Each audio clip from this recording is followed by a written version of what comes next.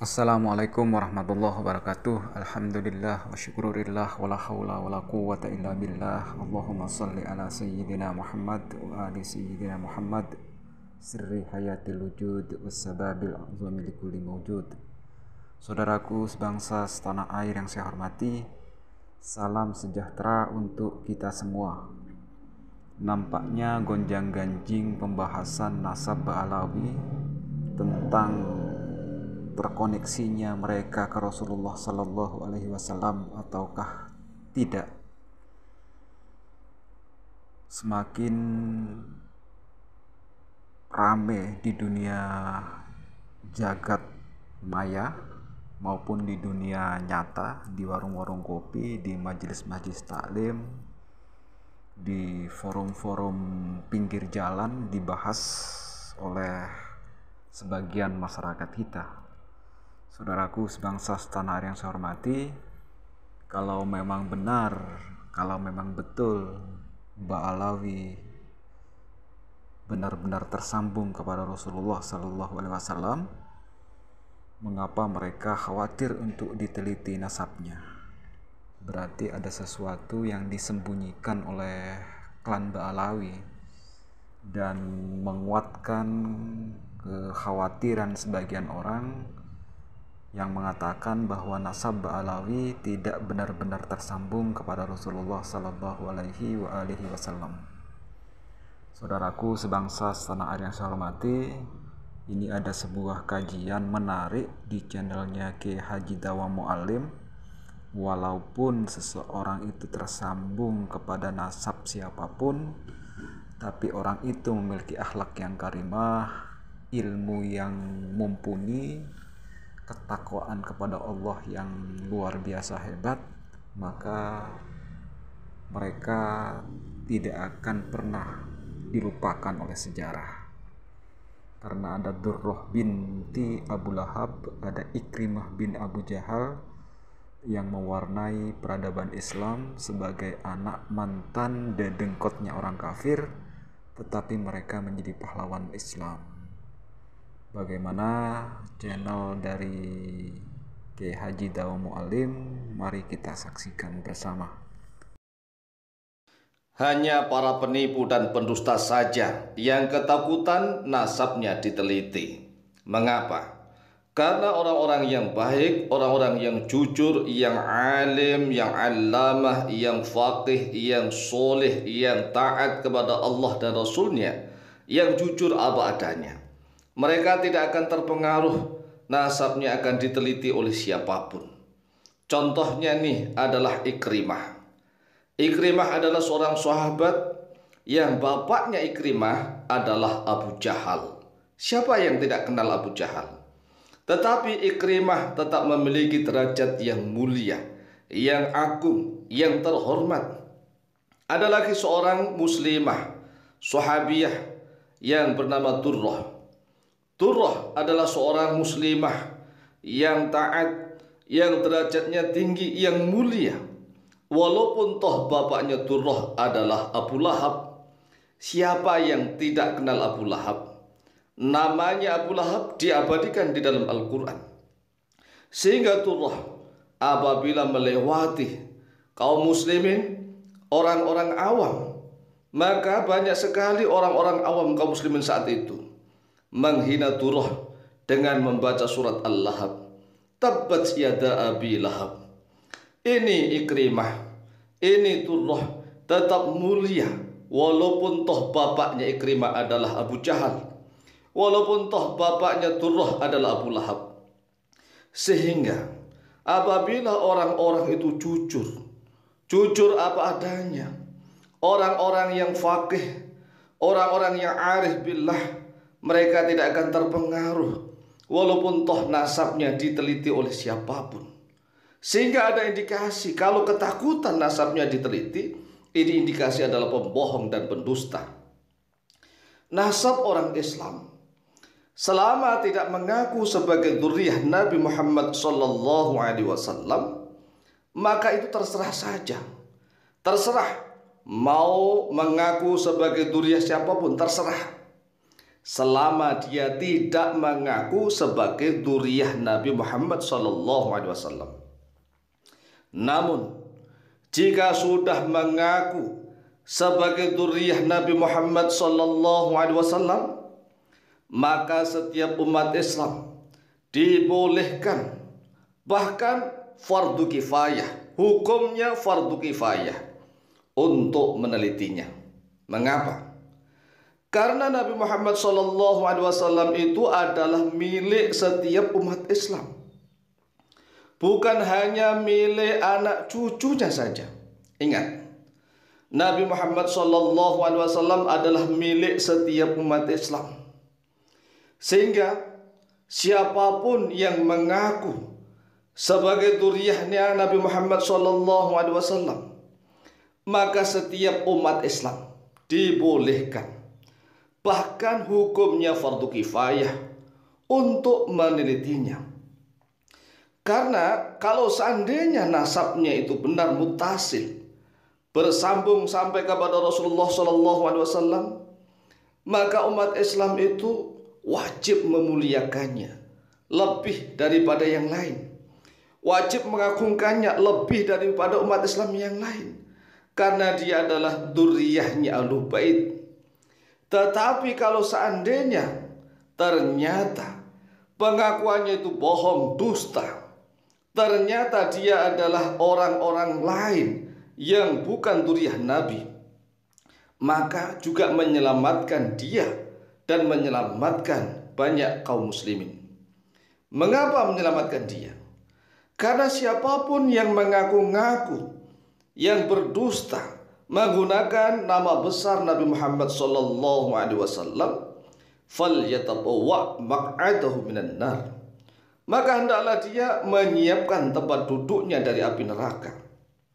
Sehingga berat orang yang ngaku-ngaku berdusta, menggunakan nama besar Nabi Muhammad SAW, dan dia diselamatkan oleh orang yang menelitinya, karena ternyata nasabnya munqati', terputus, tidak bersambung sampai kepada Rasulullah SAW, dan juga menyelamatkan kebanyakan umat Islam, sehingga umat Islam yang lain tidak tertipu, tidak dibohongi oleh propagandanya yang senantiasa membawa-bawa nama dzurriyyah Nabi Muhammad SAW. Oleh sebab itulah sungguh kebangetan jika ada oknum-oknum daripada Kiai NU yang keberatan bahkan menghina para kiai lain yang meneliti nasabnya para habaib. Penelitian ilmiah kemudian dihujat, tidak dengan menggunakan ilmiah, tetapi hanya menggunakan hujatan-hujatan saja, tanpa hujah-hujah yang qat'iyah. Ini akan menghancurkan ilmu pengetahuan. Ilmu pengetahuan akan dikebiri, akan dibatasi, sehingga orang akan digiring dengan opini-opini. Orang akan digiring dengan menggunakan doktrin-doktrin yang tidak jelas. Islam tidak mengajarkan seperti itu. Islam mengajarkan kejujuran. Karena Rasulullah SAW memiliki sifat siddiq, jujur. Jujur apa adanya. Para ulama ahli hadis juga sangat mengutamakan kejujuran. Apakah seorang perawi hadis itu jujur atau kadzib? Apakah seorang perawi hadis itu sanadnya muttasil atau munqati? Apakah perawi hadis itu biografinya jelas atau tidak jelas? Ini semuanya adalah ilmu pengetahuan Islam yang harus kita junjung tinggi. Jangan dikebiri. Jangan mengatakan bahwa macak kiai orang-orang yang meneliti nasab para habaib. Masya Allah, siapa yang masak kiai? Kalau hanya macak kiai tidak mungkin mampu untuk menelitinya dengan menggunakan hujah-hujah dari kitab-kitab kuning yang telah dikoleksinya. Masya Allah, orang-orang NU tidak boleh begitu. Justru orang-orang itu harus menghidupkan ilmu pengetahuan.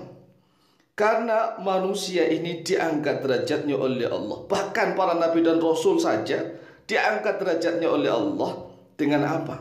Dengan ilmu dan keimanan. Dengan iman dan ilmu pengetahuan.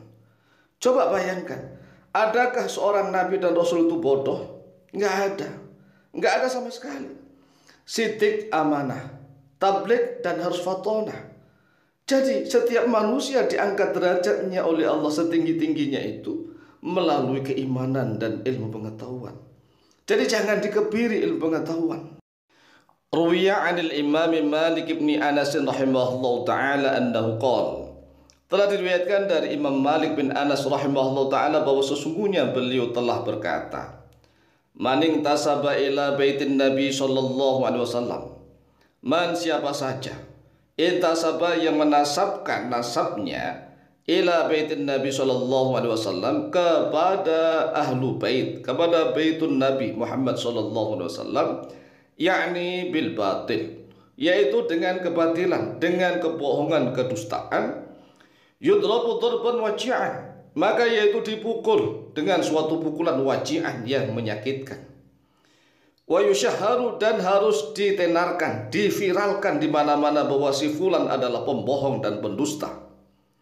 Wa yuhbasu tawilan hatta tadhhura taubatuhu, dan harus dipenjara dengan waktu yang lama sehingga tampaklah taubatnya. Mengapa? Li'annahu istighfafun bihaqqir Rasul sallallahu alaihi wasallam. Karena dia telah menganggap hina, menganggap rendah, remeh bihaqqir Rasul, pada haknya Rasulullah sallallahu alaihi wasallam. Ini adalah pernyataan dari Imam Malik bin Anas yang diriwayatkan oleh Syekh Umar bin Ali As-Samhudi di dalam kitab Jawahirul Uqadain fi Fadli Syarafain pada halaman 470 dan 471. Demikian, semoga bermanfaat. Wallahu taala a'lam bishawab. Saudaraku sebangsa setanah air yang saya hormati, ada benang merah antara pernyataan Kiai Haji Dawam Mu'alim tentang keengganan Bani Alawi dites DNA-nya karena mereka khawatir bahwa DNA mereka benar-benar tersambung dengan DNA Yahudi. Benang merah itu tersambung dengan pernyataan dari KRT Fakih Wirahadiningrat. KRT Fakih mengatakan bahwa DNA Ba'alawi benar-benar valid, terbukti, terkoneksi langsung dengan DNA Yahudi. Menurut KRT Fakih, terkoneksinya nasab Ba'alawi, DNA Ba'alawi ke DNA-nya Yahudi itu eksak.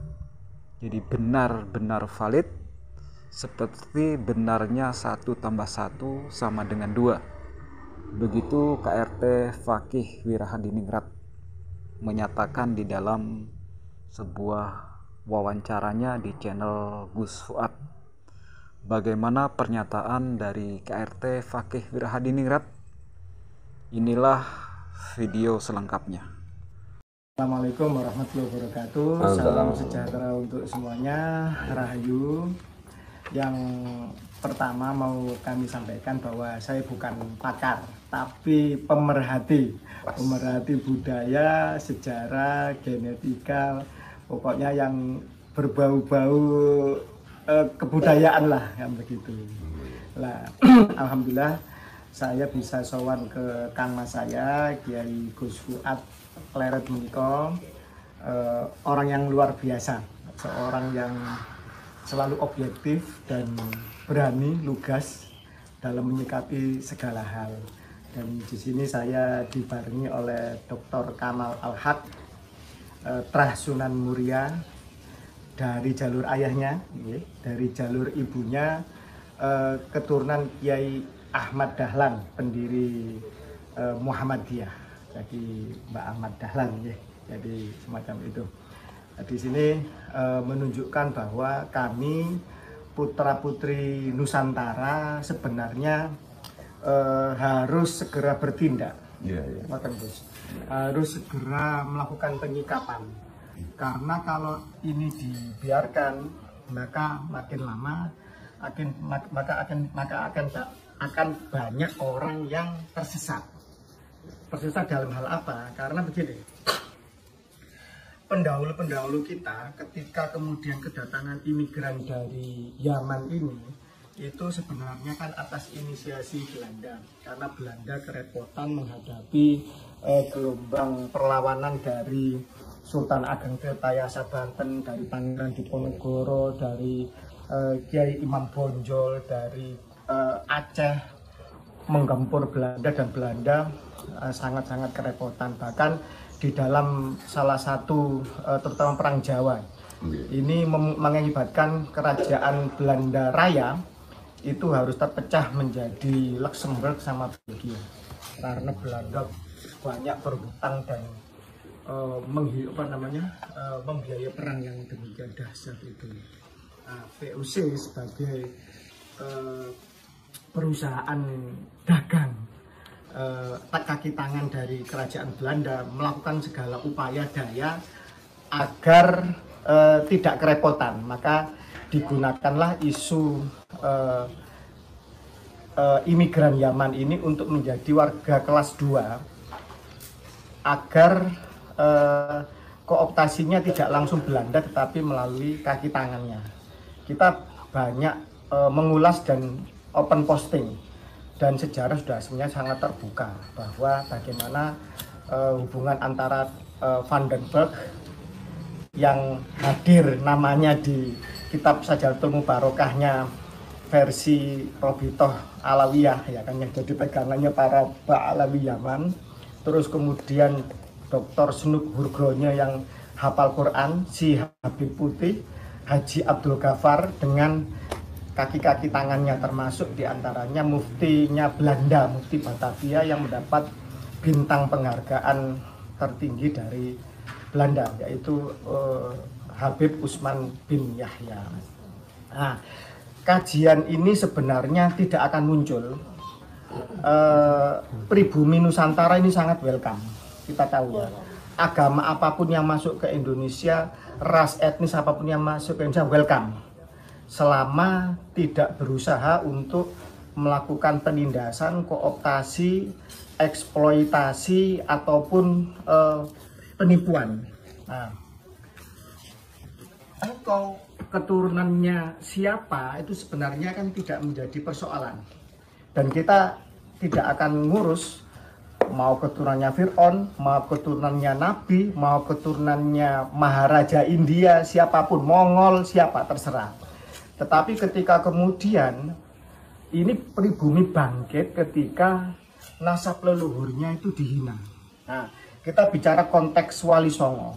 Wali Songo ini kan periodenya kan bergelombang. Para Sayyid Sada yang asli yang hijrah ke Nusantara untuk melakukan islamisasi dan dakwah ini menyatu dengan semua suku, etnis, ras, agama menjadi harmoni yang luar biasa. Dan melebur, dalam arti melebur ini gini, secara genetika melebur, pernikahannya juga tidak ada rasisme, menikah dengan semua etnik pribumi dan melahirkan kesatuan wajah dan genetika ras Indonesia. Kebetulan ya saya dari jalur ke Sunan Ampelnya juga istilahnya ya tidak kuat-kuat banget karena sudah putus berapa perempuan. Kalau versi Pak Alami kan putus gitu kan. Tapi di dalam kaidah pernasaban dunia itu laki maupun perempuan tetap dicatat, tetap dihormati. Perempuan juga menghormati nasab perempuan karena kita juga dibentuk materi jasad kita itu dibentuk dari ayah dan ibu kita. Ayah dan ibu kita dibentuk oleh ayah dan ibunya lagi, demikian seterusnya. Dan jalur-jalur ini tetap dihormati di dalam kaidah pernasaban dunia, dan itu juga ditegaskan sama Mufti Mesir kalau nggak salah Sayyid Ali Jum'ah.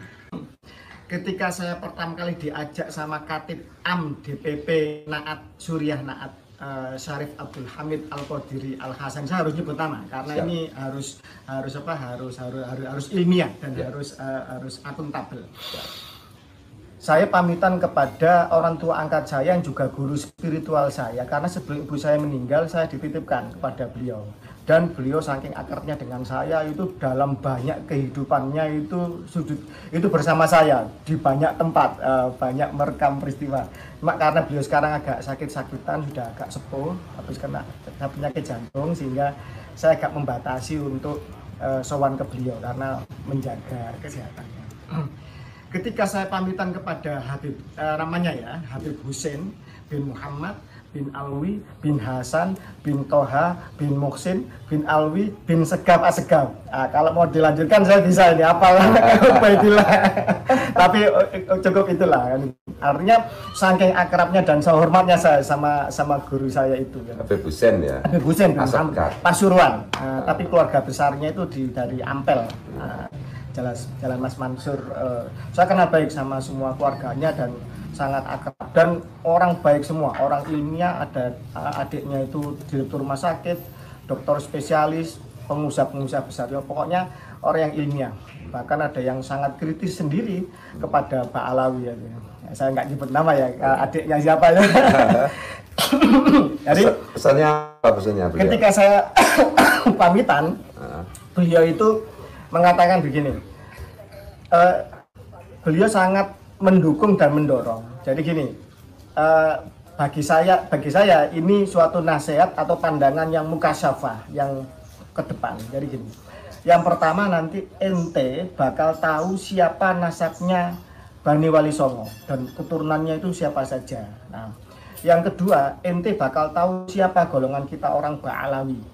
Nah, yang ketiga, kalau ente sudah tahu semuanya, ente jangan ragu-ragu dan harus tegas untuk meluruskan semua pihak tanpa pandang bulu. Nah, ini pesan beliau. Kemudian keempat yang sebelum itu saya masih ingat. Nah, ini hari Jumat ya, saya siap disumpah apapun ya. Beliau pernah dawuh begini sama saya. Wajah kita orang Ba'alawi ini tidak mirip orang Arab, tetapi banyak mirip dengan orang-orang Israel. Yahudi. Saya waktu itu apa maksudnya itu. Tapi ketika kemudian sekarang ketika hasil pembedahan tes DNA ini sudah menjadi konsumsi publik dan open posting, sebenarnya di dunia Arab kita sudah telat sih. Tahun awal 2000-an ya, itu sudah meledak ini. Akhirnya saya baru sadar kalau ternyata memang Ba'alawi ini bukan orang Arab. Malah secara genetika sebenarnya ngapunten deh, itu sudah terdeteksi sebagai bagian dari keluarga Yahudi internasional.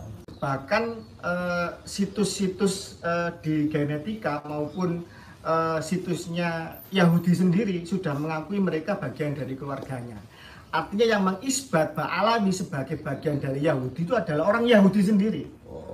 Jadi gitu, ada jewisdna.net. Itu ada 2 sampel di tabel 057 sama tabel 058. Itu di internet ada ini ya? Ada open posting semua. Itu sudah disebutkan bahwa mereka diakui sebagai bagian dari Yahudi internasional. Jadi begitu. Nah, ini apa namanya bisa dibuka dikonsumsi oleh semua pihak bahwa mereka inilah, ini salah satunya. Ini dari Jamalulan, nah, semacam ini. Nah, ini situsnya jewisdna.net dan ini Jamalulan. Yang 058 itu Asegaf, itu sudah diakui sebagai bagian dari Yahudi internasional. Jadi artinya di zaman sekarang kalau masih ada orang meragukan tes DNA atau pembacaan tes DNA ini sebenarnya ketinggalan kereta, orang berkelit saja. Karena ngapunten nih, ngeles siapa saja. Karena gini, ada persatuan ilmuwan genetika internasional, ISOG itu, ISOGG. Nah, itu sudah punya perkumpulan, sudah memetakan dari jutaan manusia, sudah terpetakan. Dan ngapunten nih, kalau kita sekarang ini levelnya nih Gus, levelnya kita ini penelitian ilmuwan sekarang itu meneliti sebesar kerikil. Ini saya asumsikan ya. Apa sebesar kerikil ini ya kan? Itu namanya fermion atau partikel Tuhan, boson Higgs ya. Pembentuk materi dari proton, elektron dan neutron yang merupakan struktur pembentuk dari atom. Jadi sebesar kerikil. Ini analogi ya. DNA itu sebesar lapangan bola. Jadi pembacaan sequencing DNA itu sebenarnya ilmu yang kemarin lah, ilmu yang usang. level sekarang itu bukan lagi sekedar membaca struktur DNA, tetapi sudah restriksi atau rekombinan. Jadi misalkan ngeten, panjenengan di tes DNA nih, kemudian dideteksi panjenengan punya kerentanan untuk buta warna. Nah, istri jenengan di DNA punya kerentanan untuk misalkan gennya kemungkinan ini resesif, kalah dominan dengan buta warnanya jenengan. Misalkan contoh ya. Ini sudah bisa struktur DNA yang akan menjadi kode nanti akan menurunkan organ yang lemah tadi itu bisa dipotong terus kemudian diganti untuk mata yang normal. Jadi semacam itu, kerentanan untuk kanker, kerentanan untuk tulang yang mudah keropos itu sekarang sudah bisa sudah bisa dilakukan rekayasa genetika.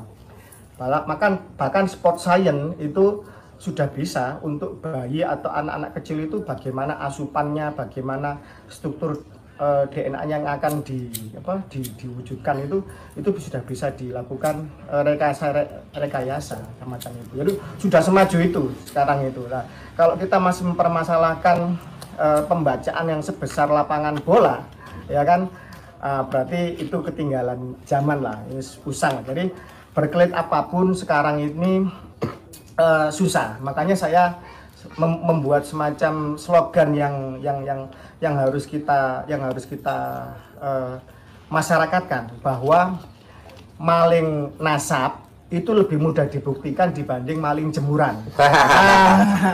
Karena apa? Semua bisa dibaca, bisa dideteksi. Kita dibentuk oleh materi ayah ibu kita dibentuk oleh materi ini bisa dideteksi, kan begitu. Nah, apalagi kegagalan Mbak Alawi ini sangat parah karena mengklaim garis lurus laki-laki ke Rasulullah. Nah, melalui ujinya apa garis lurus laki-laki? Melalui kromosom Y. Kromosom Y ini relatif lebih stabil dalam arti untuk genetika ya. Dalam arti. Makanya ketika ada Mbak Alawi, seorang ahli informatika mengupas genetika, ini penyesatan ketika mengatakan bahwa kromosom Y ini lebih cepat nanti bermutasi. Teori ini berlaku untuk kromosom Y yang akan musnah. Ini teori ya, 4,5 juta tahun yang akan datang. Tetapi tidak untuk kestabilan kromosom Y yang diturunkan dari ayah ke anaknya ke cucunya dan seterusnya. Ketepatan atau akurasinya 99,99%. Jenengan ke putra jenengan akurasi kromosomnya 99,99%. Putra jenengan ke cucu laki-laki jenengan 99,99%. Kira-kira 40 generasi berapa pergeserannya? Kan masih 99% toh? Ya paling selisih berapa? Enggak sampai 80% atau 50% ya kan. Jadi tidak sampai merubah struktur DNA jenengan secara drastis, jadi semacam itu. Beda dengan kromosom X. Kromosom X jenengan dari ibu jenengan. Ibu jenengan kromosom X-nya ini perpaduan dari ayah dan ibunya yang disumbangkan ke kromosom X-nya ibu jenengan yang diturunkan ke jenengan. Jadi lebih rumit meneliti kromosom X. Tapi Indonesia punya ahlinya, namanya Profesor Herawati Sudoyo.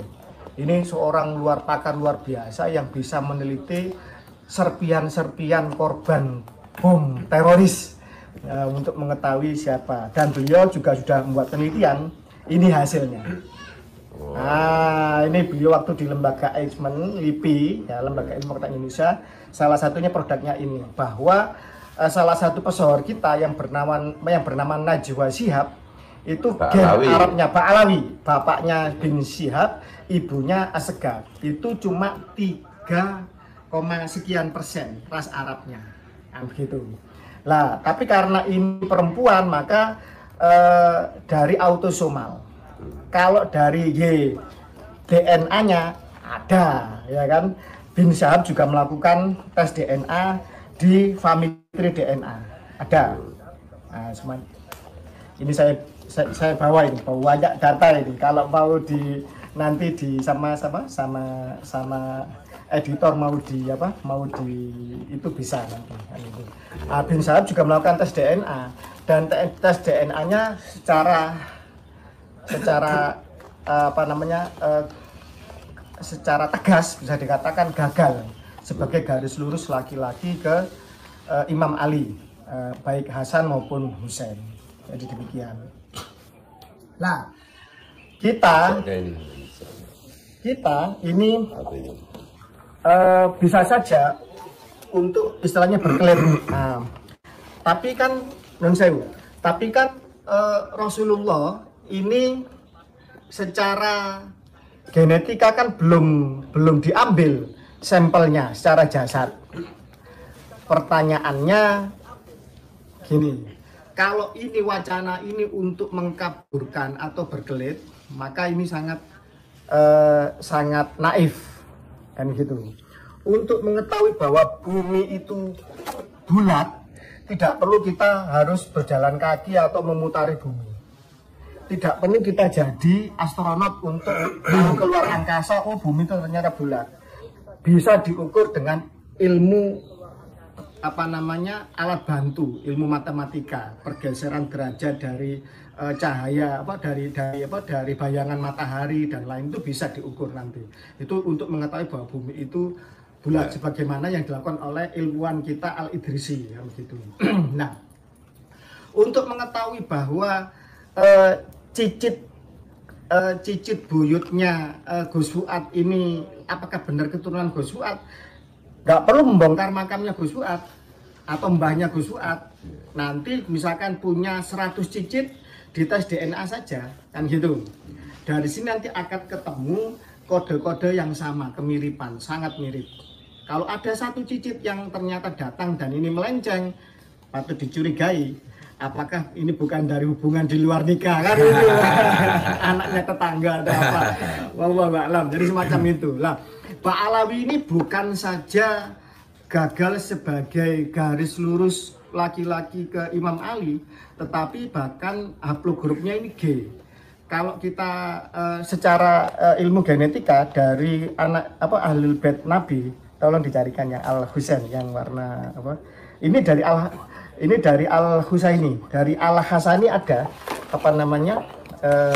sudah banyak melakukan tes DNA. Nah, ini dari Al Hasani, dari Al Husaini. Sudah banyak Sayyid Syarif yang melakukan tes DNA. Ini kebetulan yang open posting di Family Tree DNA ya. Nah, jadi mereka-mereka yang nasabnya terjaga secara kitab turun temurun, terus kemudian untuk memperkuat tes DNA, ya kan? Ini ditemukan kode-kode yang sama. Yang Al Hasan maupun Al Husaini ditemukan kode FGC 10500. Berarti ini disepakati sebagai titik temu di antara keduanya, yaitu siapa? Imam Ali. Nah, untuk Al Hasani sendiri ada kode khusus FGC 8702. Ini Al Hasani. Al Husaini FGC 30416. Artinya di Al Husaini tidak ada FGC 8702 karena ini punyanya Al Hasani. Garis lurus laki-lakinya ke Al Hasani. Demikian juga di Al Hasani tidak ada FGC 30416 karena ini punyanya Al Husaini. Jadi demikian. Jadi ini yang bisa kami jelaskan. Mudah sekali, sudah open posting, sudah ibaratnya makanan tinggal siap saji. Orang awam, orang yang pendidikannya pas-pasan pun dengan akal sehat sudah bisa memahami ini dengan mudah gitu loh, dengan mudah. Jadi nggak ada yang perlu dicari alasan untuk berkelit. Dan yang mengatakan bahwa Pak Alawi ini bagian dari Yahudi, keluarga Yahudi. Ini selain Yahudi sendiri juga semua sepakat ahli genetika bahwa Pak Alawi ini adalah dari G406, pecahan dari turunan dari haplogrup G yang punya kode PF3296. Nanti bawahnya ada Y94775. Nah, GPF3296 ini juga ada yang sama sampelnya. Ini keluarga Gunzburg, ini seorang keluarga Yahudi Ashkenazi, juga PF 3296. Nah, apa yang mau didebat lagi? Kalau tidak terima, tuntut yang open posting. Siapa? Family Tree DNA. Kalau mampu, ya kan? siapkan kepakarannya yang luar biasa. Tuntut pakar genetika Persatuan Internasional, tuntut, ya kan? Ini Gunzburg, siapa ini? Jewish, ya, tuh. Iya, jadi mereka interdeteksi memiliki gen-gen Yahudi. Secara genetik. Secara genetika. Ya. Mereka juga punya apa namanya? Punya kode yang ditemukan itu P303. Ini P303. Seorang imigran dari Sisilia, Italia, Yahudi Sephardic P303. Siapa? Alfred Capone Stein atau Al Capone, pemimpin mafia Italia yang hijrah ke Amerika.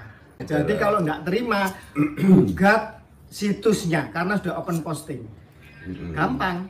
Kalau mampu, ya kan? Nah, kalau nggak mampu, ya tolak tes DNA, kan gitu kan? Dan berkelit, kan gitu kan?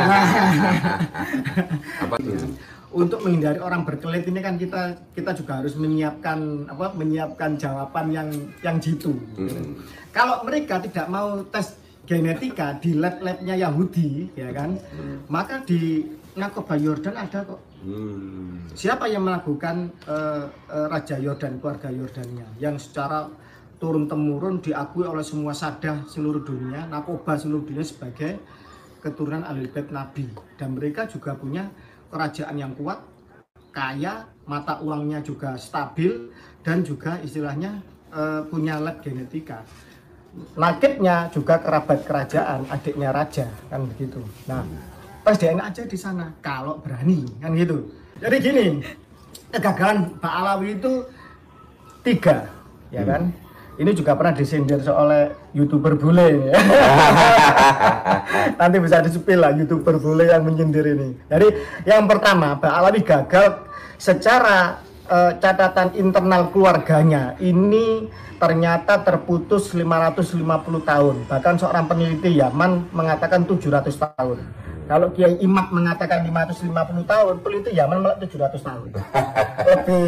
lebih fatal lagi, lebih sadis lagi penelitiannya, kan itu.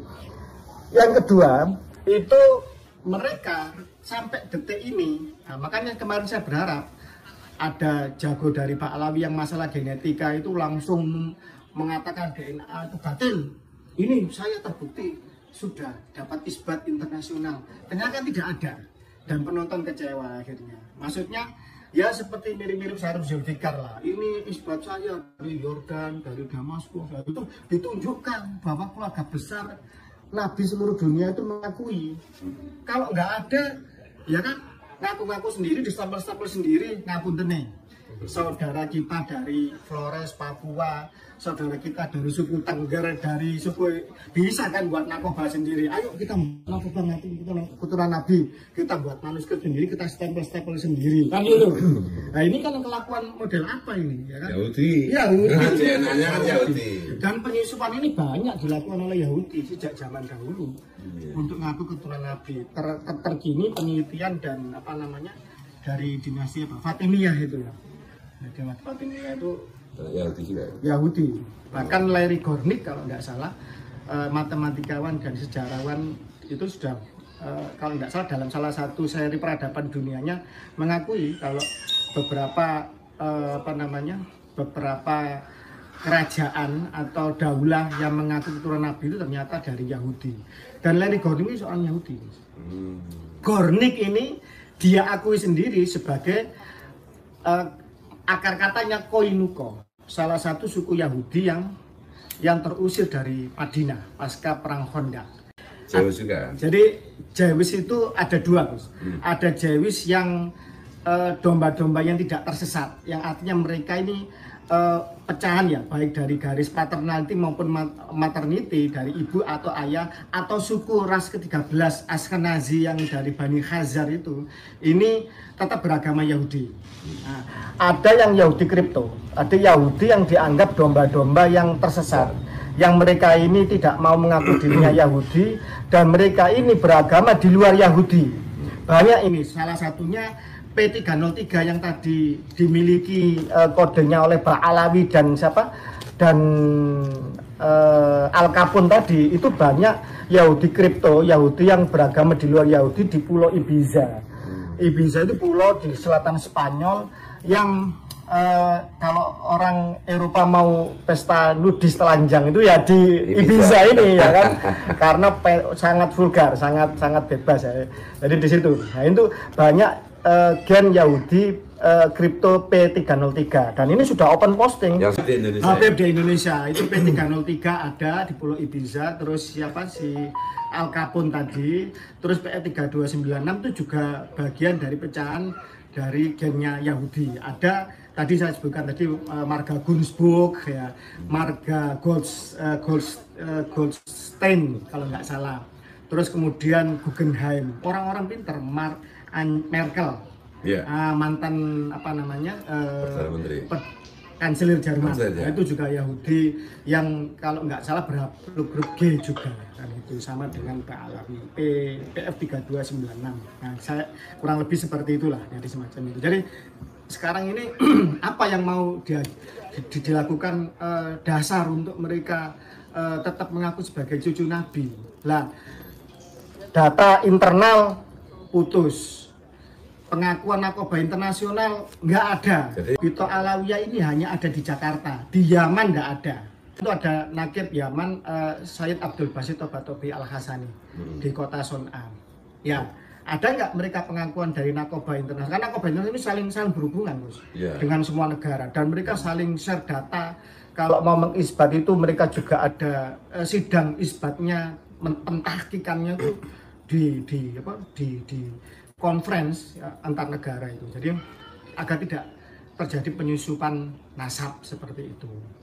Dan ngapunten nih, dari Pak Alawi ini harusnya menunjukkan syahadah minimal dari 2, dari narkoba Yaman sebagai asal leluhurnya dan dari narkoba Irak, karena Said Ahmad bin Isa diklaim hijrah dari Basra ke Hadramut. Nah, di mana hijrahnya? Ngapunten nih, dalam itu dalam salah satu dari 10 tulisan saya yang sudah itu hijrahnya itu dari Basra memutar dulu 3000 km ya kan, untuk kemudian hijrah singgah di Mekah, dari Mekah kemudian baru ke Hadramut, tentu ke Aden dulu kan garis lurusnya. Di Aden penguasanya pada saat itu adalah Yaman, sampai sekarang kan Syiah Zaidiyah kan kuat. Nah, dari ini kemudian hijrah ke Hadramut. Kenapa ke hijrah ke Hadramut? Sekarang gini, datuknya Pak Alawi yang diklaim ini itu singgah di kota Mekah kalau nggak salah ya, kalau di dalam tulisan saya 917 Hijriah. Pada saat Syiah Koromito itu membunuh 30.000 jamaah haji, mencongkel Hajar Aswad, dan menjarah besar-besar, merampok kota Mekah. Saya tidak bermaksud untuk mencurigai atau mengarahkan opini publik, tapi saya hanya merekonstruksi. Pak Alawi ini sekian abad tidak ada nama anaknya Abu Bakar, Umar, dan Utsman. Baru setelah berapa generasi ada nama ini. Syiah Rafidhah itu sangat anti dengan 3 nama ini. Zaidiyah tidak, Zaidiyah tidak melaknat, menghormati. Bahkan rahbar Iran sekarang, Syiah Imamiyah juga mengharamkan untuk orang melaknat istri-istri dan sahabat-sahabat Nabi. Syiah Imamiyah, ya kan? Syiah Zaidiyah juga. Tetap gini Gus, yang penting. Pak Alawi ini selain juga mencangkokkan nasabnya ke Rasulullah, juga banyak menggunakan marga-marga yang Ahlul Bait asli itu dimasukkan. Asgaf itu ada, Al-Musawi, Al-Husaini asli ada. Tes DNA-nya ada. Ya kan? Al-Haddad itu juga ada yang pecahan dari Al-Jilani, Al-Hasani. Bin Yahya itu juga ada yang Al-Hasani.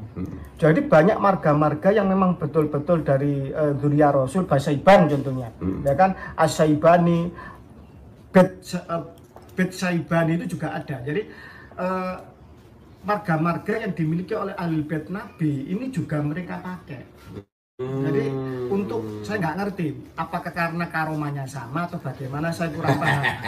Tapi statement saya ini ngaput ini, tolong jangan disalahpahami bahwa ini bagian dari suatu provokasi, bukan, atau karena kebencian. bukan, karena tanggung jawab kita sebagai anak warga Nusantara, bukan hanya yang Muslim, tetapi semua agama, untuk membersihkan anasir-anasir jahat, klaim-klaim jahat di Nusantara ini terhadap agama apapun. Kalau kita Muslim, kita berkewajiban untuk meluruskan nasab Rasul. Siapa sih nasab Rasul itu? Wajib kita dengan akal pikiran, dengan ilmu pengetahuan, dan dengan kesepakatan internasional. Ada kaidahnya, harus jelas ini siapa, dan negara harus hadir. Kalau ada orang ngaku keturunannya Yesus misalkan, apakah orang Kristen tidak akan marah? Kita wajib untuk membantu saudara Kristen kita. Kalau ada orang ngaku-ngaku keturunannya Yesus atau ngaku keturunannya Buddha, kemudian dia ingin mengambil otoritas keagamaan di dalam Buddha atau Kristen, atau ngaku keturunannya Nabi Krishna, Dewa Krishna, ya kan, kalau orang Hindu kan Dewa Krishna, kalau kita kan Nabi kan, itu kan. Itu kita harus membantu meluruskan saudara kita yang di agama Hindu. Karena apa? Sekali salah satu agama yang diakui di anak bumi Nusantara ini tercemar dan kemudian menjadi jahat, yang susah siapa? Yang rugi siapa? Seluruh warga Nusantara. Kalau kemudian dibelokkan oleh satu tokoh palsu sesat, ya kan, agama Islam mengikuti mereka dan menjadi teroris misalkan, radikal, atau Kristen kemudian menjadi radikal dengan percaya kepada klaim sesat ini, kemudian jadi teroris, orang Kristen Yesro, kan yang susah kan juga seluruh warga Nusantara. Ini tanggung jawab semua umat beragama, karena agama diakui oleh konstitusi kita, dilindungi, diakui, diatur, dijaga, dilestarikan, dimuliakan. Agama itu suci dari Tuhan yang Maha Suci, firman-Nya juga firman yang suci, dibawa oleh manusia-manusia suci. Siapa yang mengotori salah satu kesucian ini adalah mengotori agama itu sendiri. Tidak hanya satu agama, seluruh musuh semua, seluruh agama di NKRI. Begitu. Konteksnya di sini, jangan salah paham. Dan ini saya harus mengakui dengan jujur bahwa di Ba'alawi sendiri yang alim banyak, yang mulia banyak, yang akhlakul karimah banyak, yang insya Allah jadi anak-anak ideologis Nabi yang layak patut dicintai dan jadi tauladan itu banyak. Karena ideologis, seperti orang tua angkat saya yang dari dulu mengatakan bahwa wajah kami seperti orang Israel, ya seperti itu Masya Allah, ibadahnya, akhlaknya, semuanya tidak pernah yang diajarkan beliau itu jelek sama saya, kan itu. Dan saya akan mencintai beliau sampai akhir hayat saya, karena beliau layak dicintai. Banyak Ba'alawi yang Masya Allah, seperti misalkan Habib Mundir Al-Musawa, Habib Ali Solo, ya kan, banyak yang mulia, yang akhlak Masya Allah. Tapi ingat, ilmu bisa dipelajari oleh ras apapun, jadi pinter kalau mau belajar. Akhlak bisa dimiliki siapapun kalau dia mau berusaha untuk memperbaiki akhlaknya. Makom kewalian atau kemuliaan karomah bisa diperoleh dengan izin Allah, dengan riyadhah, mujahadah, tazkiyatun nufus, tirakat kata orang Jawa, ya kan. Tapi genetika, nasab ini given, tidak bisa direkayasa oleh siapapun. Kita tidak bisa memilih dilahirkan oleh siapa. Dan ini wajib bos kita itu bersyukur. Saya jadi orang Jawa, campuran Jawa, katanya ada Sunan Ampel atau siapapun lah. Bagi saya itu tidak penting. Tetapi apa yang harus kita lakukan sebagai seorang pribadi, akhlak kita, ya kan, keilmuan kita, ya kan, kita harus mentauladani siapa. Ini lebih penting daripada saya menunjukkan nasab kemudian saya mencoreng orang yang saya aku itu. Kalau asli pun ini juga kejahatan. Cucu Nabi asli, tetapi dia jadi maling atau bajingan. Yang malu siapa, Gus? Ya Nabi Muhammad. Orang pertama yang akan malu adalah Nabi Muhammad. Sampai mengatakan bahwa seandainya Fatimah binti Muhammad mencuri, saya akan memotong tangannya. Ya, mengkapitalisasi, melakukan dawir kesana kemari, keliling, nipu, minyak wangi harga 10.000 dijual 2 juta, ya kan, ke orang-orang desa, sampai orang disuruh cium kakinya. Ajaran apa ini? Rasulullah itu dengan tidak pernah menyebut umatnya atau orang-orang terdekatnya sebagai muhibbin, tetapi sahabat, sohibi, sahabat, ya kan, ashab sederajat, ya kan, sederajat, merangkul, membina, menyatu, ya kan, sama-sama lapar, sama-sama berjuang, sama-sama segalanya, ya kan. Tidak disuruh untuk cium kakinya atau apa, ya kan. Di Hadramut sendiri itu mulai munculkan zaman Habib Ali bin Abu Bakar As-Sakran. Sudah mulai mencatat, ini ada di penelitiannya Kiai Imad, dengan dasar riwayat A, B, C, sehingga kemudian dicantolkan ke Rasulullah. Abad ke-9 ya? Abad ke-9. Contoh yang paling fatal jadi, Mas, yang paling fatal ya. Yang ini menunjukkan bahwa Ahlul Balad Yaman, dinasti Rasuli pada abad ke-7 pernah melakukan sensus siapa sih Ahlul Balad di seluruh Yaman. Penelitiannya sampai ke kota Mirbat. Kita tahu kan bahwa Ba'alawi punya seorang pembesar, datuk yang bernama Muhammad Sohib Mirbat. Jadi sampai ke negara. Tidak ada Ba'alawi tercatat sebagai dzurriyyah Rasul di abad ke-7. Yang kitab sensus ini dikatakan sangat memuaskan, terperinci dan luar biasa. Kitab ini sangat-sangat dijadikan patokan juga oleh Nakib Yaman dan nakib seluruh dunia juga tentang siapa sadah di Yaman dari abad ke abad. Itu satu. Yang kedua, Ba'alawi ini semakin melenceng. Ini ditunjukkan oleh kitab Al-Istizadah.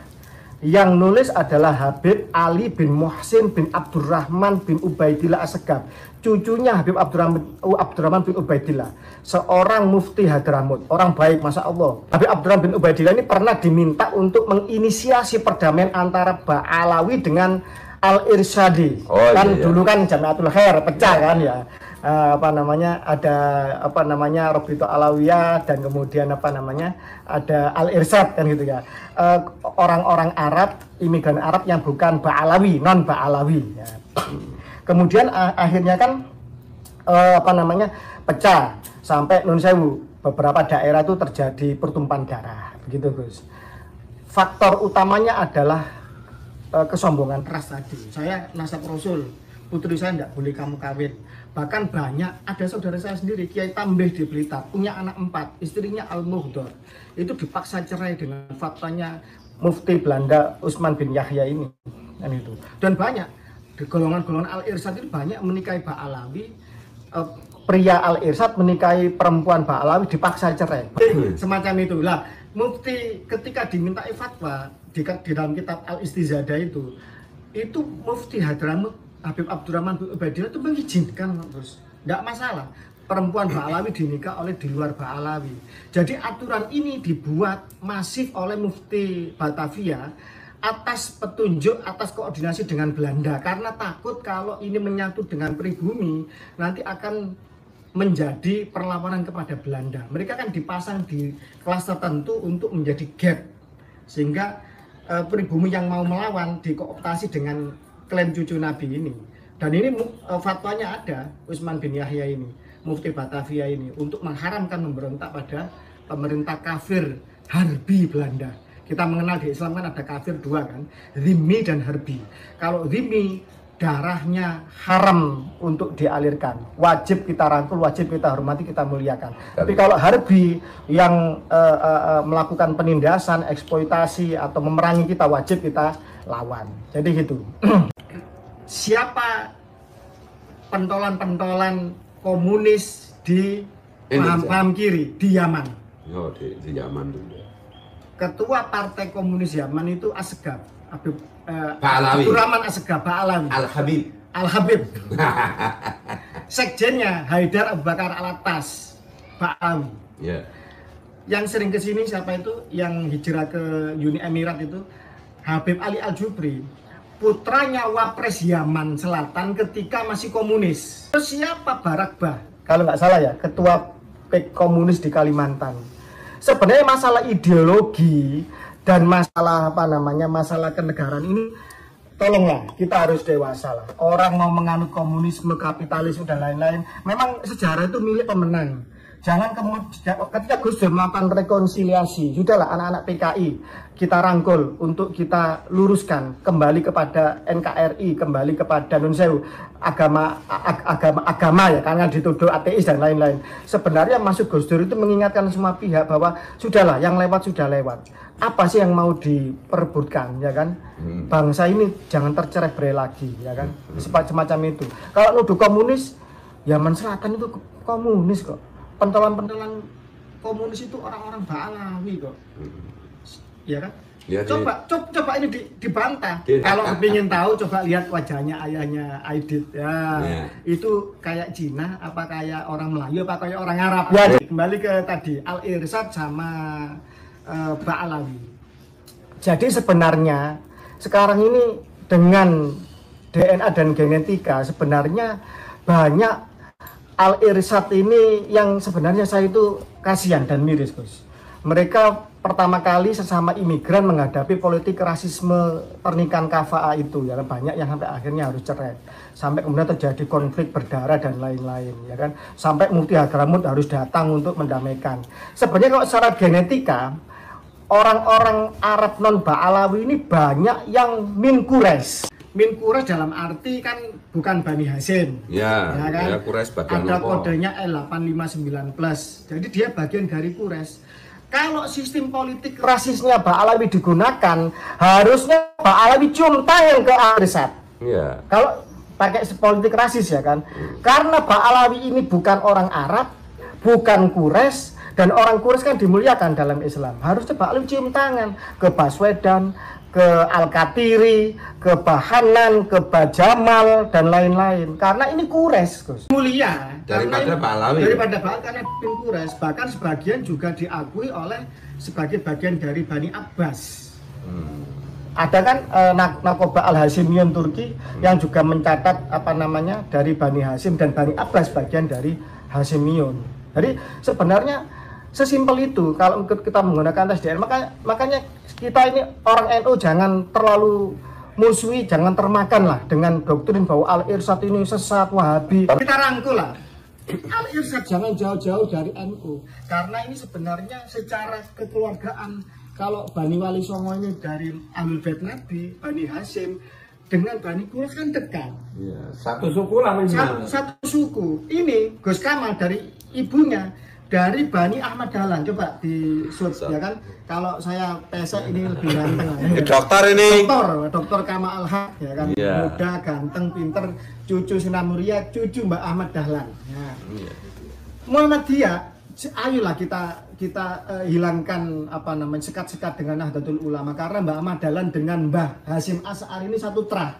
Bin Pangeran Benowo bin Joko Tingkir. Kesadaran ini kita ini saudara, apa yang kemudian menjadi itu yang menjadi perdebatan itu loh. Bahkan ada fikih Muhammadiyah ya. Beliau sebagai cucunya mengatakan bahwa itu betul karangan dari Mbak Ahmad Dahlan, sama amaliyahnya dengan NU.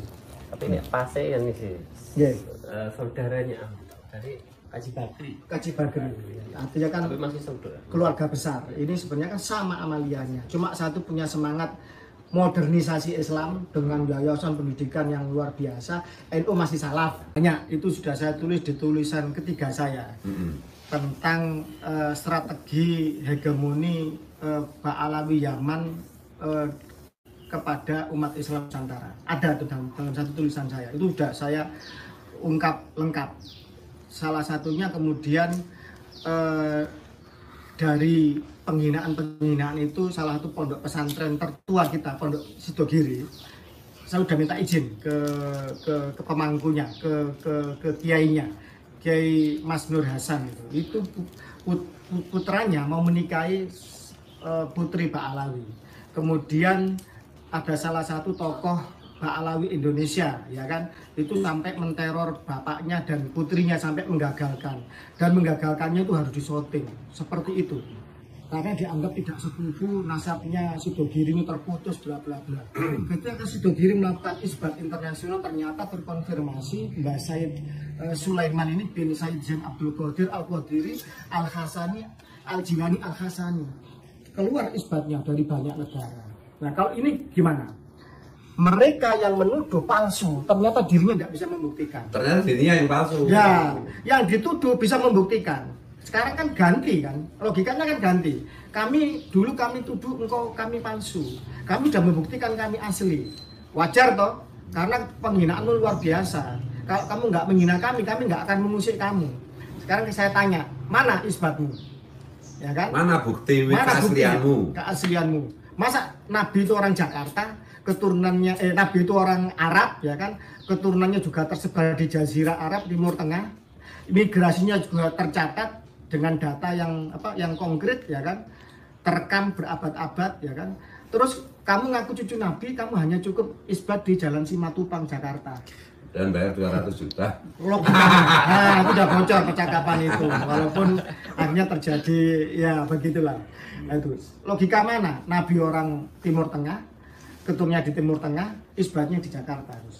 Nah, logika mana? Ayo, mari kita berpikir logis. Wahai kaum pribumi Nusantara, wahai seluruh penggiat nasab, ya kan? Dan yang prihatin dengan meluruskan kesucian agama Islam, nasab Nabi kita yang kita cintai. Ayo kita jujur, ayo kita berpikir logis. Jangan mudah oleh tertipu dengan sesuatu yang tidak jelas, yang katanya hanya katanya. Karena tidak kaget. Jadi memang banyak orang yang istilahnya karena kedekatan kekeluargaan, keguruan, ya kan, terus kemudian amalia itu akhirnya tidak bisa berpikir logis. Saya katakan, saya bukan hanya berguru, saya punya orang tua angkat. Saya membaca Rotib Al-Haddad, Al-Idrus, Al-Bar, hampir semua. Saya juga baca. Iya.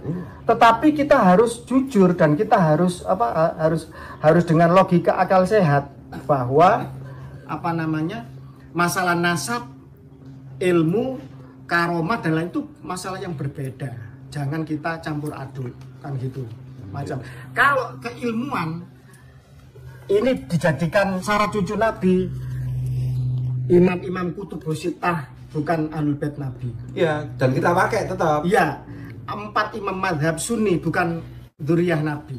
Iya. Garis lurus laki-laki ya. Jadi gitu. Imam Syafi'i dari ibunya. Semacam itu. Jadi intinya bahwa ini masalah yang berbeda.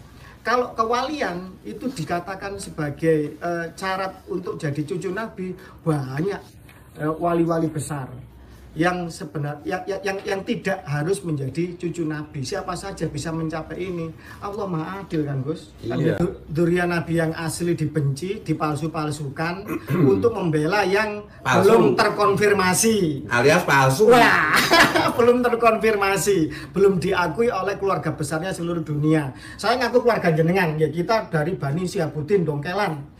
Mufti Agung Mataram pertama, ya kan, Kiai Syihabuddin Trah Sunan Ampel. Saya ngaku keluarga jenengan ya, karena nasab kita ketemu di situ, ya kan, jenengan dari Wali Kutub siapa? Syekh Abdul Rauf, ya makanya.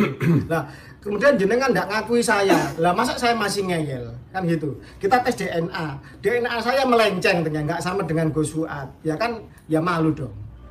Nah, ngaku keturunan Nabi harus diakui oleh keluarga besar Nabi seluruh dunia. Jangan kemudian berkelit sana sini, ini makin lucu. Berkelit masalah DNA, berkelit Kiai Imam dituduh macam-macam, tidak berani debat terbuka ilmiah, dan disuruh isbat juga nggak bisa nunjukkan isbatnya. Dengan kitab-kitab palsu itu kemudian mereka datang dong dengan gentle. Iya. Dan sebenarnya kalau mereka mau jujur, kita mencintai mereka sebagai bagian dari anak bangsa Indonesia. Iya. Said Adnan At-Talidi, utusan kerajaan Maroko, Gus, waktu ke Indonesia ini dari Syekh Abdus Salam bin Masis, ya kan, dari Al-Hasani. Itu orangnya ganteng, alim, menguasai beberapa sanad. Tawaduknya luar biasa. Kalau disinggung masalah nasab Rasul itu menunduk dan terharu, menangis.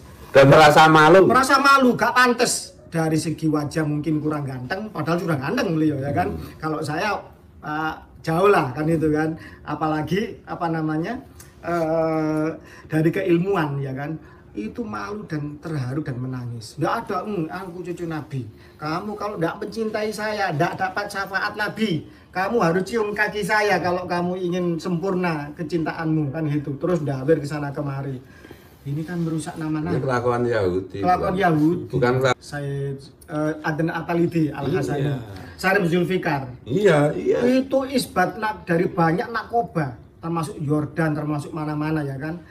Yang ini ditakuti sama Ba'alawi. Itu lihat, beliau bergaul dengan bebas, dengan orang dihargai, tidak pernah dawir ke sana kemari, saya cucu Nabi kamu harus, tidak pernah. Akhlaknya juga luar biasa, putrinya juga semacam itu, dan mereka ini sudah membumi, Gus, membumi. Di mana ada nasab Rasul di situ membumi. Di Sudan banyak Sayyid Syarif yang sudah, menurut saya, sudah bermuka hitam, sudah fenotipnya sudah orang negroid ya, saya bukan ras ya, bukan rasis ya, semacam itu, karena membaur. Jadi dan ini tidak ada masalah, sudah ada. Justru dengan membaur ini maka Islam akan semakin kuat dan mengakar. Kalau membuat elit khusus, pernikahan rasis yang tertutup, ya kan, dalil dari mana ini? Sayyid Muhammad bin Alwi Al-Maliki Al-Hasani kurang ganteng apa? Kurang sayyid apa, kurang alim apa, putri-putrinya itu tidak ada, Gus, yang dinikahi sama bangsa sayyid, dinikahi oleh orang-orang di luar sayyid tapi yang alim. Nah, yang alim, yang ilmunya menurut beliau mumpuni. Jadi nggak ada putri saya harus dinikahi oleh sayyid. Bukan dawe itu. Tukang dawe. Terus di kitab Al-Istizadah yang dikarang sama cucunya Mufti Hadramut itu, di halaman berapa, Gus? 1000 berapa itu ya? Itu sudah saya tulis juga. Ba'alawi ini pernah menikahi keluarga Syarif Mekah. Kemudian sama Syarif Aun Al-Hasani, Syarif Mekah saat itu ditakzir, dihukum cambuk. Dan bahkan dilarang untuk memakai gelar Sayyid Syarif. Artinya apa? Mufti Mekah pada saat itu sudah paham dan tahu bahwa mereka ini Ba'alawi itu bukan dzurriyyat Rasul. Kenapa sampai harus ditakzir? Wallahu a'lam. Coba tanya sama cucunya Syarif Aun sana kan gitu. Lah, sekarang bagi saya gini, Gus. Solusinya cuma satu. Negara harus hadir. Ya. Jangan membiarkan ini menjadi bola liar. Kecuali negara menginginkan clash di grassroots yang tidak terkendali. Karena sekali pribumi marah, bisa, Gus, orang melawan pribumi. Tidak bisa, pribumi ini banyak. Kami dari suku Jawa, Tubagus Nur Fadil, Pemangkum Banten, Kiai Imad Banten, dari Palembang, dari mana-mana. Kalau ini bersatu dan kami sudah jengkel marah. Kan sudah bersatu. Sudah bersatu. Kita udah siap lah. Udah ketemu. Udah di Banten, semua. Udah. Nah, kalau sudah bersatu kemudian marah jengkel ya kan? Sudah marah sudah jengkel, tinggal keras. Lah, kan ya apa, negara harus hadir. Pertama, kalau pendakwa saja di banyak negara itu harus ada sertifikasinya, keilmuannya harus jelas, hafal Quran atau macam-macam itulah. Itu maka nasab Nabi juga harus diatur. Nggak boleh orang ngaku-ngaku sepihak, ngaku nasab Nabi sampai akhirnya terjadi jual beli. Pertama, dia harus punya catatan. Catatan itu harus nyambung dengan narkoba internasional, dapat syahadah. Yang ketiga, kalau memang masih kontroversi, tes DNA. Tes DNA yang terakhir. Gitu. Ada nggak kodenya Ibrahimi? P58, ada nggak kodenya Quraisy, ya kan, L859+, ada nggak kodenya Imam Ali 1 FG 10500, Ada nggak? Ada Hasan, Husain, dan mutasi-mutasinya, ya kan, mungkin haplogrupnya sudah bergeser, tetapi selama masih punya keturunan dengan Nabi Muhammad, mutasi-mutasi ini akan ada, SNPs atau SNP ini. Dan itu bisa dijelaskan. Bisa dijelaskan, contoh L858+. Ini selain ada di haplogrup J juga ada di haplogrup lain. L22 selain ada di haplogrup J punyanya Adnan, Gus, ada di haplogrup E. Jadi begitu orang-orang di Berber di Afrika Utara. Jadi SNPs atau kode DNA dari leluhur ini itu bisa ditemukan jejaknya. Nah, tergantung di atasnya pernikahannya antara dominan sama resesif tadi itu. Kadang juga nggak bisa ditemukan kalau tidak garis lurus laki-laki, ya saya jelaskan. Karena mungkin gen dari Ahlul Baitnya kalah dominan sama gen di luar Ahlul Bait. Misalkan pernikahan seorang sayyid sudah turun temurun di Nusantara, 20 generasi ini menikah sama pribumi lagi terus, sehingga wajahnya gennya sudah bergeser karena terlalu mutasi ya kan. Tetapi bisa jadi ditemukan kode mutasi dari Hasan maupun Husain, atau tidak ditemukan, tapi selama dia punya catatan ya kan, itu akan ketemu, akan bisa terkonfirmasi.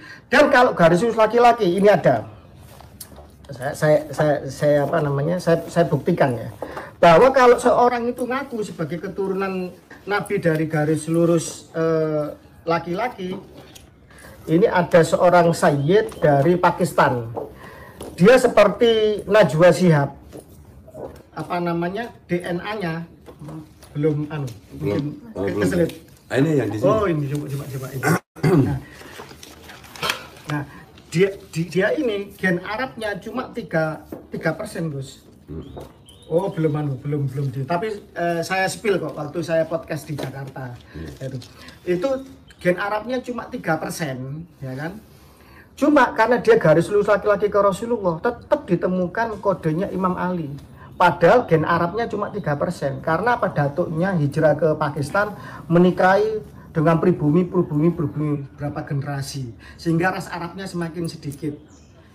Datuk jenengan misalkan Sunan Ampel, wajahnya, hidungnya masih ngarap, misalkan kawin sama perempuan putri Majapahit, ya kan sudah bergeser separuh, sudah percampuran, menikah lagi dengan pribumi, tinggal 1/4, ini kita pakai analogi ya. Terus menikah dengan pribumi tinggal 1/8. Kira-kira semakin ke bawah kan semakin sedikit. Ki Ali Badri istrinya 2, Pak Alawi semua, ya kan? Nah, itu hebat itu. Beliau melawan hegemoni itu dengan pernikahan ya. Jadi Pak Alawi yang dinikahi oleh keturunan Wali Songo harusnya bersyukur, karena keturunannya nanti akan terkonfirmasi keturunan Nabi. Saya nggak menyebut nama ya, karena ini mutlak beliau yang harus menjelaskan ke publik. Ada Al-Ghadri, keluarga Pontianak, tes DNA. Haplogrupnya bukan G, saya nggak nyebutkan ya, asal beliau yang harus menyebutkan, karena saya ikut membaca, ya kan. Haplogrupnya bukan G, tetapi yang lain, artinya bukan keluarga Pak Alawi, Al-Ghadri Pontianak ini. Silakan kalau Al-Ghadri mau tes DNA, asal dia bener Al-Ghadri ya. Nah, ini satu sampel sudah tes DNA, ya kan. Bahkan terkonfirmasi ke seorang sayyid. Ya, saya nggak berani menjelaskan karena harus beliau yang menjelaskan sendiri. Karena ini data pribadi. Jadi bukan Mbak Alawi beliau. Haplogrupnya bukan G. Artinya secara garis lurus laki-laki tidak nyambung dengan Mbak Alawi. Bahkan terkonfirmasi ke salah satu sayyid atau yang terkenal di dunia ini. Jadi begitu. Nah, ini kan kasihan.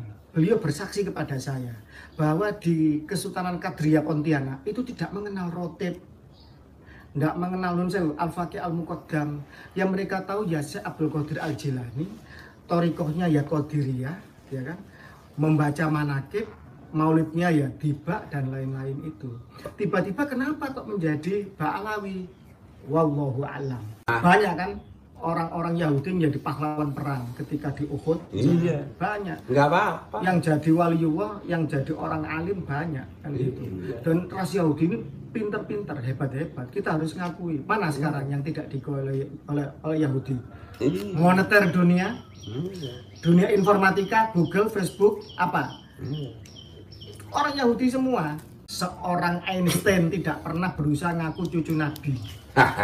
Einstein bangga dengan keyahudiannya. Dia membangun tradisi Yahudi yang kritis, yang filosofis, yang logis untuk mengembangkan kejeniusannya, menciptakan teori paling terkenal E sama dengan MC kuadrat, teori kuantum dan lain-lain. Bahkan di dalam salah satu kesaksian di Ayatullah Iran, dan ini surat menyuratnya kalau nggak salah ada di Inggris, itu Einstein di akhir hidupnya itu katanya memeluk agama Islam. Makanya tidak heran, ini kupasan barat ya, bahwa Iran ini sangat maju teknologi nuklirnya. Mereka memiliki teknologi fusi dingin 10 kali lebih cepat dibanding pengayaan uranium dari negara-negara barat. disinyalir Einstein membocorkan penemuan-penemuan terakhirnya kepada salah seorang ayatullah, ya kan?